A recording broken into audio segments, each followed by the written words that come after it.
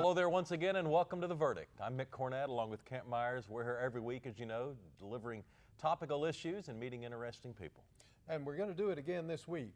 We have prevailed upon OU Medicine to give us their brightest and best to send to us to let us do another show. We did have Dr. Gordon on a couple of weeks ago. We'll have him on again, by the way, in the near future.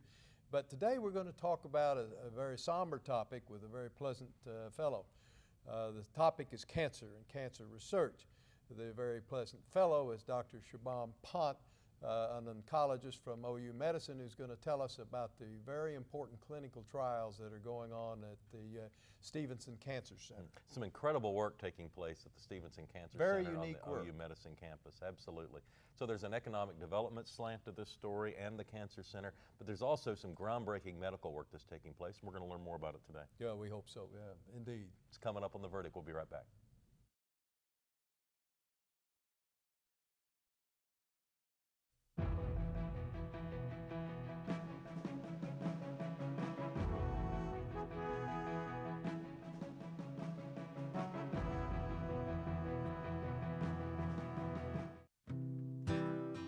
I like the idea of improvisation and starting with not a preconceived idea. All of my work is about visual images taken from my memory. I'm Brenda Kingery. I am an artist and I'm a proud Chickasaw. One time I said, "Oh God, please don't let me die with my paintings in the closet." And what I would want them to be is everywhere. I would want them to be loved, to be used, to be respected. You work your whole life doing this. You just keep going as long as you can. And I have such a good background with a 106-year-old grandmother that I've always thought in my mind I would just paint till I'm 106. My Chickasaw heritage has become a primary part of my life. And the reason is, it's a place I call home. See more stories about the Chickasaw people at profilesofanation.com. People have been talking about energy independence for a long time. It's always been popular, but today it's possible. We have an enormous supply of oil and gas in the United States, much more than we thought just a few years ago. New technology, massive new discoveries, largely made by Oklahoma companies. It literally changes everything. And Oklahoma is leading the charge. Go watch this video to see why. Energy independence starts with us.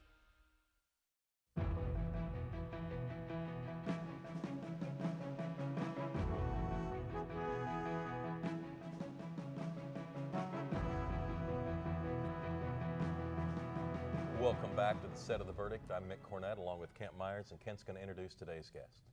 Today, as I indicated in the opening segment, we are pleased to have another representative from OU Medicine join us, Dr. Shubham Pant. He is an oncologist at the OU Medical Center and at the Stephenson Cancer Center. He did his medical work in India, did his residency at the University of Oklahoma School of Medicine, did his fellowship at The Ohio State University to keep them happy. We'll put the "the" in there. In 2008, he returned to Oklahoma to the Stephenson Cancer Center and has been here ever since and is in charge of the cancer research that's going on there, and particularly the clinical trials. This is his first visit to the Verdict. Doctor, welcome. Glad to have you. Well, thank you so much for having me. I appreciate it. It is great to have you here. Thank you. So you have relocated back to Oklahoma. Tell That's us about your experience and how you like it here, and not only the work environment, but the community as a whole. Yeah, so that's a great question. Thank you so much for asking me that. So when I actually came here in 2002, I was staying in Philadelphia, New York. I interviewed everywhere, and I really did not know much about America, except I'd come here in 6th grade. And I was just traveling around everywhere, took a lot of Amtrak. So I think I have traveled more in Amtrak than many other people who've stayed in America for a long time. So I traveled in Amtrak all over, and a lot of my friends were in OU. And I came and interviewed here. I liked it. I matched into the program. I met my wife here. She's from New Delhi, by the way, where I'm from, but I met her in Oklahoma City. So we met in Oklahoma City. We got married in Oklahoma, and then we moved to Ohio State. And you know, at the end of 3 years, we looked at where we wanted to go. My wife's an orthodontist. She got a job back in Oklahoma. And like every husband should do, I followed her. So I followed her back, and also because I knew where Oklahoma was and where it was going. And the interesting thing is, when I was coming here from Ohio State, it's a big cancer center, and a lot of people asked me, they were like, why Oklahoma? Have you seen the movie Twister? What are tornadoes? And I said, that's said by somebody who's never been to Oklahoma City.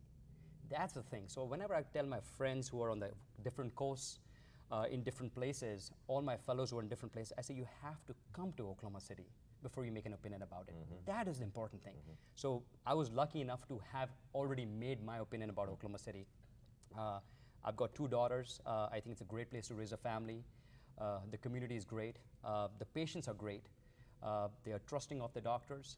They're very nice. They open their hearts, and the community has been very nice to us. And we've stayed on. It's been 6 years, and we've stayed on. So we love it here. I'm hearing more and more about the Stephenson Cancer Center in general, and so talk about just the idea that the concept of the research and what goes on at this cancer hospital continues to grow, and more people in the community get aware of it. The Stephenson Cancer Center, we were already running it in the OU Medicine building, but we got our own freestanding cancer center in 2011. Yeah. And that opened its doors in July 2011, and we've treated thousands and thousands of Oklahomans after that. So there are different buckets in the cancer center. There's a clinical bucket, so I'm a clinical researcher, and there's a basic science bucket, which are the basic researchers. That means they do basic science experiments trying to find us cures that we can apply in the clinic. So that is called the bench. That means they're sitting on the bench and doing all this hard work, and we are called the bedside. That means we are on the bedside of the patient, assessing our patient, and seeing how we can translate from the bench to the bedside, how we can take this breakthrough research which the scientists are doing, and then take them into patients. In my terms, that would be you have scientists and you have doctors. Is it more? There's more overlap than there's my, a lot than my more terms? overlap. Yeah. Exactly. So like I'm a translational scientist in a way. So I talk to my basic science colleagues, and they take questions back from me, and they're like they want to talk to me about what's happening on the clinical side. How do patients respond? And I take it back to them, and they try to figure out what's the best way to hit cancer that way. And that's the best way to do cancer research, and that's the way we're going to get ahead in this disease. Let's talk a little bit about the clinical trials that are going on under your supervision. First of all, tell our viewers, in your view, what is a clinical trial? So clinical trial, it's just an application of a scientific method to human health. And that's a doctor way of saying it. Yeah. But essentially, if we want to answer a question to see if there'll be a new therapy which would be useful, we do a clinical trial. So let me give you an example. In the 1700s, there was a guy called James Lind, who was a doctor in Her Majesty's Navy. And everybody boarding a ship got scurvy. It was an old disease, vitamin C deficiency, but nobody knew how to cure it. So what he did was he took 12 sailors, put them into 6 groups of 2 each. The people who he did not like, he gave them seawater to drink. That was his way of trying to figure out. And the group that he liked, they got a few lemons, they got oranges, things like that. So that was his favorite group, obviously. And then some people got other stuff which was not that great. But what he saw was, in 6 weeks, the people who were taking the citrus fruits and the lemons, they did not get scurvy, and the other groups got scurvy. So that's a way to look at clinical trials. You take patients, you divide them into groups, and you do there are different interventions which are done on each to see what intervention works or what intervention is better. All patients in your clinical trial will have cancer. That's right. I'm sure if I were a member of your clinical trial group, I'd want to be in the group that got the treatment, not the placebo or the non-treatment. That's right. How do you determine who gets what? So that's a great question, because patients ask us that. They're like, I don't want to get the placebo. But let me tell you, in cancer clinical trials, less than 1% of trials are placebo. So placebo trials are almost unheard of. And when they're done for a good reason. So let me give you an example.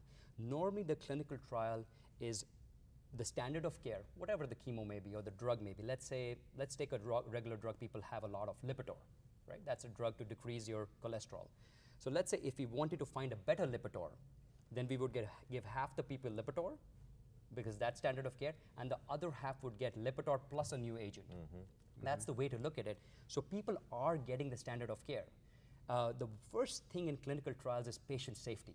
We take that very, very seriously. And all this has gone through many ethical boards, many institutional review boards which have looked at this trial and say it's ethical and safe to give in these patients. The FDA look at it before any of these clinical trials, before we can do any of them. So very rarely, it's actually less than 1% that we do placebo trials. So placebo trials are almost unheard of in cancer now. How many different types of cancer are there? So depends on how many ways you want to break it down. So, there could be 300 different kinds of cancers. From leukemia, you can break it down into 10 different blood cancers. Lymphomas, there's 60 different kinds of lymphomas. There's pancreatic cancer. There are 15 different kinds of sarcomas. So the cancers are, so when in 1971, when Richard Nixon said the war on cancer, that was kind of a misnomer, because that tells you that cancer is one disease. It's not one disease. It's a variety of diseases. It's almost like treating diabetes and hypertension. You treat them completely differently. In that way, every cancer is treated differently. Nowadays, we look into the tumor. So we look at the patient as a whole, but then we go to the microscopic level, and we look at the tumor, what the patient has, and we try to categorize it on how we should target it. So our therapies are getting a lot more targeted, and we're getting to the root cause of the problem, trying to find the Achilles heel. Which types of cancer are you specifically most interested in or most engaged? So I do a lot of GI cancers, gastrointestinal cancers, so cancers of the esophagus, colon cancers, pancreatic cancers, and then I see all kinds of cancers in my phase 1 drug development. So phase 1, essentially we see all kinds of cancers in the phase 1 drug development, so I see all kinds of cancers for that. I've heard the cancer trials or clinical trials broken down by number. 1, 2, 3, and maybe 4. What do the different numbers represent? That's right. So there are 3 phases of clinical trials, and when I say clinical trials, I'm talking about cancer treatment trials.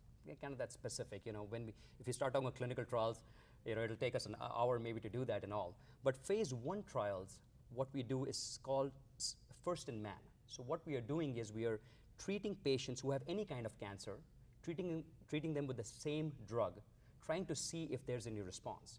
The main reason for doing these trials is to see how the drug is broken down in the body, if we get any side effects. And response is kind of a secondary endpoint. But the only patients we enroll on these trials are who have gone through regular chemotherapy, have not responded, and who want to try something else. And that's phase 1 trial. Now let's say we see a signal in a phase 1 trial. All our pancreatic cancer patients start responding to this drug.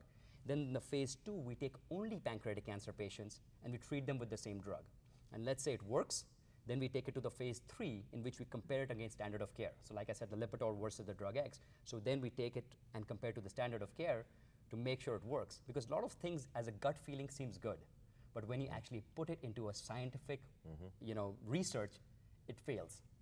So, so we always need to know that. So we need to do everything scientifically, research-based, so we can get the best therapies out as soon as possible. We are visiting with Dr. Shubham Pant at OU Medicine and the Stephenson Medical Center, and we'll be back with more.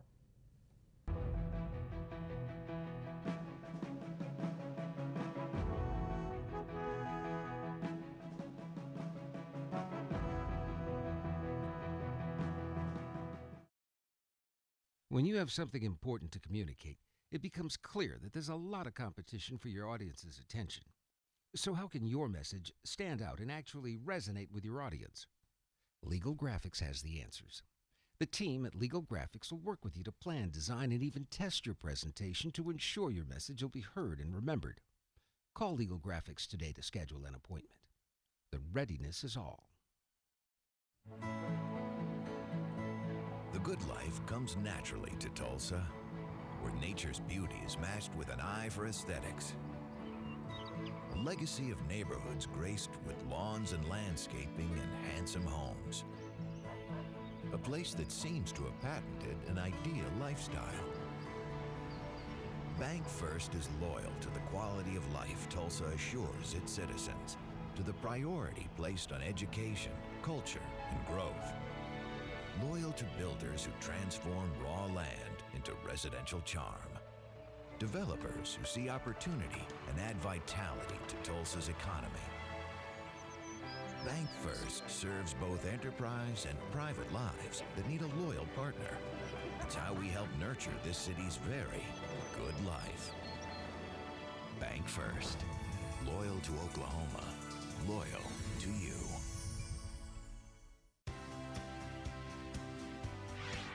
I've got the power. I've got the power. We've got the power. And you've got the power too. You can donate to local arts and cultural projects that are in need of funding. You decide where your dollars go in your community. You have the power to bring projects to life. Search, donate, empower. Let your voice be heard. powertogive.org.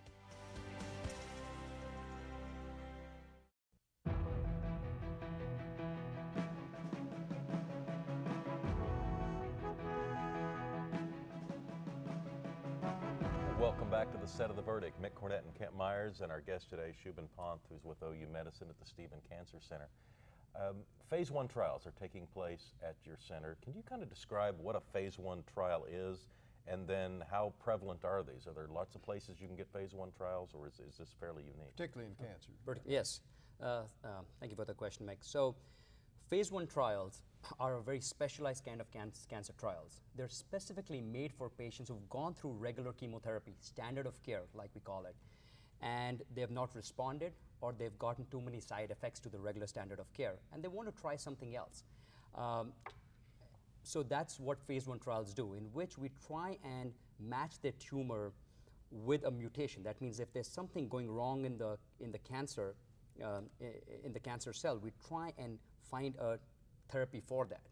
And like I said before, normally these patients have been through standard of care, and they don't have many options. Now, before we established the phase 1 center at the University of Oklahoma, and that was in 2010, the nearest patients would go to was MD Anderson in Houston, and that's a good cancer center, but it's not home. So in Oklahoma, when I have patients who come in from some small towns in Oklahoma, I've got very good at my geography in Oklahoma because our patients come from everywhere. They come from all around Oklahoma, from Kansas, from Arkansas, even from the Dallas area. So we get all these patients coming in to our cancer center who used to go to MD Anderson before, and that's some of my patients who come from these small towns. When they come to Oklahoma City, they're like, oh my God, the traffic's terrible. and think about them going to Houston. Yeah, do something about it. So, think about them going to Houston. Because when you have cancer, you need multidimensional care. You need emotional support, you need nutritional support, you need mental support, and the biggest thing is you need to have your family around you. You need to be local, where you know people. You need to have your family around you, and that's very important. And then you get transported in this hard time in life to a city which is you're not used to. So the cancer center may be great, but you're not used to that city. So that's, I think, what we bring to the folks in Oklahoma, that we can keep them local, keep them in their surroundings, keep them near their family, near their loved ones, because you need that support while you're going through a cancer treatment, and that's very important. The other thing is that I think it brings a lot of confidence to the city, because this is the first phase 1 center that we have, and all these patients come in from everywhere. So they stay nearby because they have to stay for extended periods sometimes because of the drugs we are giving them, because of the tests we are doing. Whenever I sit in my cancer center now, I look outside, see a new embassy suites come up, and that's something which our phase 1 patients who come there can utilize. Then we have all these new jobs which are created. We have nurses, we have physician assistants, we have lab technicians who do the work. This is all new jobs which are created. And I'm not the only one doing it. I'm just a cog in the wheel. I'm just a cog in, there's different, everybody's come together to set this up, all the way from President Boren, who did a lot, and our cancer center director, Robert Mannell. There's somebody called Scott McMeekin who works with me, and Katie Moore. So it's kind of like a teamwork. My nurses, my data managers, so it's all a big teamwork that we bring together to help the folks in Oklahoma. How does one get into a phase 1 trial? I imagine there are a myriad number of ways it could happen, but let's say you're a cancer patient in Guyman, Oklahoma, and you haven't responded well to the first treatment. How do you get into a phase 1 trial in Oklahoma City? So they can call us.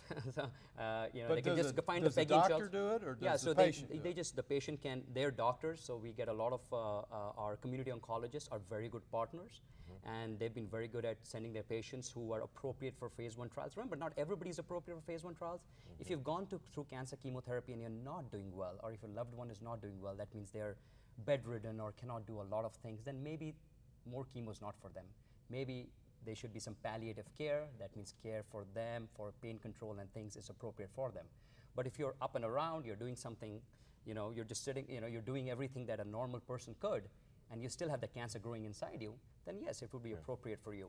So we get a lot of help from a community oncologist, and then patients just call us. They just pick up the phone, call the Stephenson Cancer Center, ask for the phase 1 nurses, and they put them through to us. We often hear the term, we got to find a cure for cancer. And I'm sure you would respond, well, it's more complicated than that because there's so many different types of cancer. But how far have we come in being able to help people that are diagnosed with cancer? I think we've come a long way. I think what we've understood is that we've understood how complicated cancer is, and through these complications, we've learned how to treat them. So let me give you a basketball example. So Kareem Abdul-Jabbar, he has a leukemia called chronic myeloid leukemia, and he got it in 2008.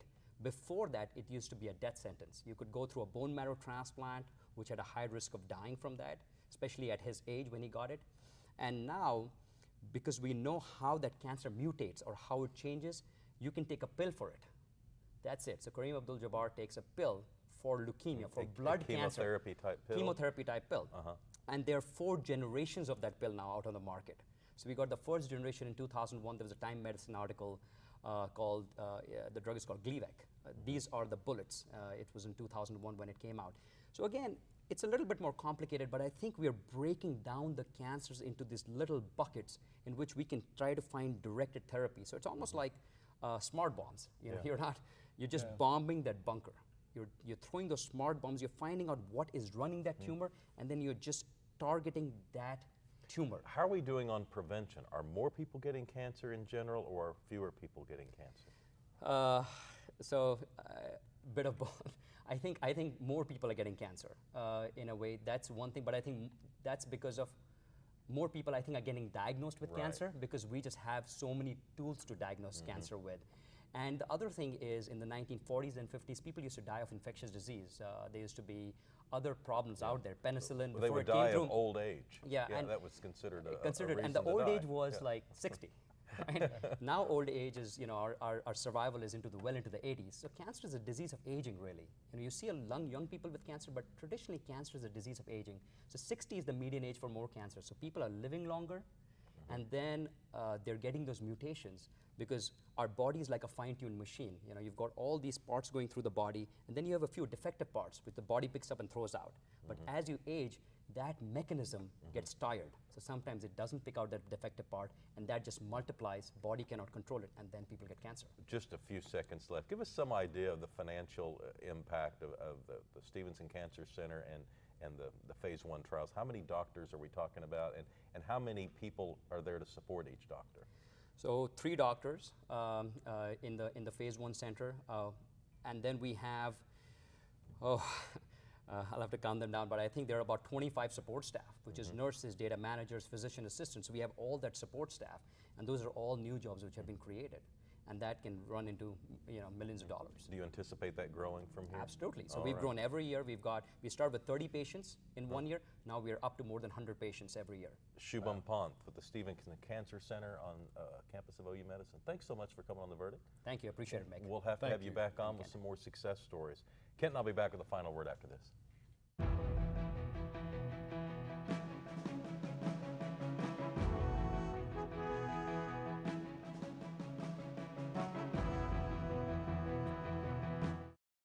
All children deserve a life of hope and love, but sometimes they experience a life of pain, neglect, and abuse.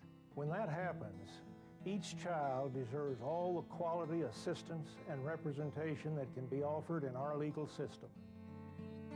For more information, call 23-CHILD. Oklahoma Lawyers for Children, helping to bring hope and love back to the lives of abused children. You will always be mom and dad to me. You have children come from a different lifestyle, different mindset. You have to open your arms and really do what you have to do to have that child become a part of your family. And if it's more patience, that's what you do. Kids gotta know they can trust you. And that's what we've tried to do with these kids. You will always be mom and dad to me. The Journal Record is pleased to be a sponsor of The Verdict. The Journal Record, Since 1903, the best source of Oklahoma business news and legal information. And for almost 30 years, Oklahoma political, government, and business leaders have turned to the McCarville Report for accurate, reliable, inside information. Visit the McCarville Report online.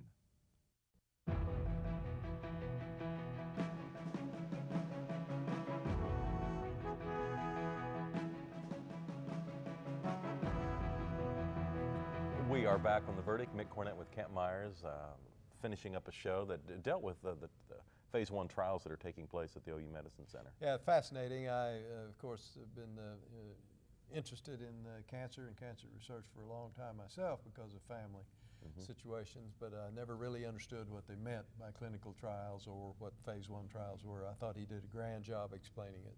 We have some website information. If you'd like more information on Dr. Pant's research over there, you can go to their website at oumedicine.com. That's oumedicine.com. And we have a website. Go to it and tell us about a guest you'd like to see on an upcoming edition of The Verdict. Our website is theverdict.tv. That's going to do it for this week. We'll see you next time.